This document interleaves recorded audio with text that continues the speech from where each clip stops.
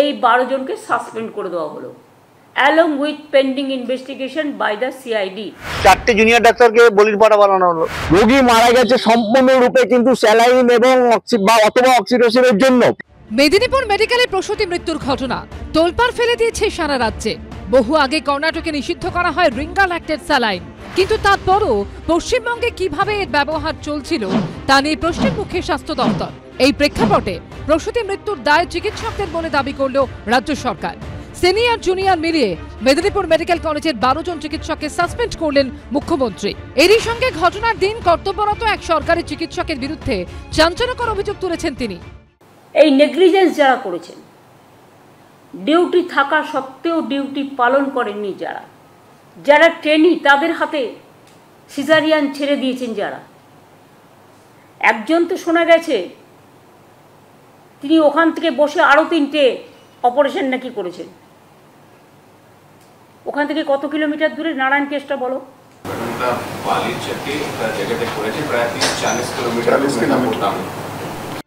প্রসূতি মৃত্যুর পরই সামনে আসে পশ্চিমবঙ্গ ফার্মাসিউটিক্যালের নিষিদ্ধ রিঙ্গাল অ্যাক্টেড স্যালাইন ব্যবহারের বিষয়টা।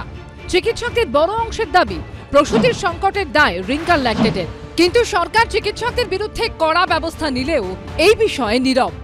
পোস্টমর্টেম রিপোর্টে এবং এনকোয়ারি রিপোর্টে আমরা যেটা দেখছি যে দুটো জিনিসের কথাই আছে সেখানে।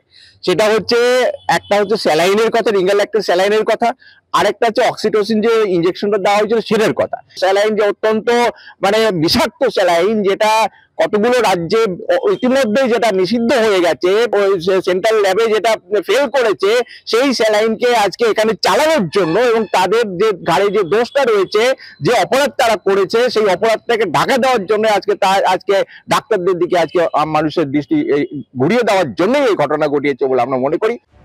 স্যালাইন নিয়ে বৃহস্পতিবার কলকাতা হাইকোর্টে কড়া প্রশ্নের মুখে পড়েছে রাজ্য সরকার। প্রধান বিচারপতি টি.এস. শিবকানামের বেঞ্চ রাজ্য সরকারের কাছে জানতে চায়, স্যালাইন বন্ধ করতে বলা হয় 2024 ডিসেম্বরে, নিশ্চিত কোনো কারণ ছিল, কিন্তু কেন তাদের ওষুধ ব্যবহারের ক্ষেত্রে নিষেধাজ্ঞা জারি করা হলো না? যদিও এই প্রসঙ্গে একটিও মন্তব্য করেননি মুখ্যমন্ত্রী, মুখ্য সচিব বা স্বাস্থ্য সচিব।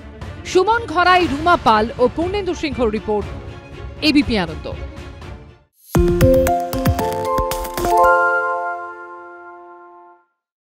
সত্য অন্তহীন, সত্যের খোঁজও তাই, সত্য সন্ধানে তাই আমরা অক্লান্ত, অকুতভয়। এবিপি আনন্দ নতুন ভাবনার প্রতীক, যা মনে মুক্ত, তথ্যে যুক্ত এবং যাবতীয় সীমানার বাঁধন থেকে মুক্ত।